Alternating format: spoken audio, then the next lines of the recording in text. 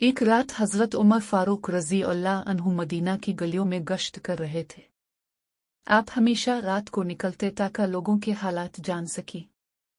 اچانک ایک خیمے سے بچوں کے رونے کی آواز آئی۔ حضرت عمر قریب گئے اور ایک عورت سے پوچھا، بچے کیوں رو رہے ہیں؟ عورت نے کہا، 3 دن سے گھر میں کھانے کو کچھ نہیں، میں ہانڈی میں صرف پانی گرم کر رہی ہوں تاکہ بچے سمجھی کھانا بن رہا ہے اور سو جائیں۔ یہ سن کر حضرت عمر کی آنکھوں میں آنسو آ گئے۔ اب فوراً بیت المال گئے، آٹے کی بوری، گھی اور کھجوریں اٹھائیں۔ ساتھی نے کہا، امیر المومنین، میں اٹھا لیتا ہوں۔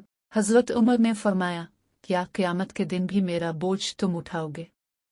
پھر خود بوری کندھے پر اٹھا کر اس عورت کے گھر پہنچے، اپنے ہاتھوں سے کھانا پکایا۔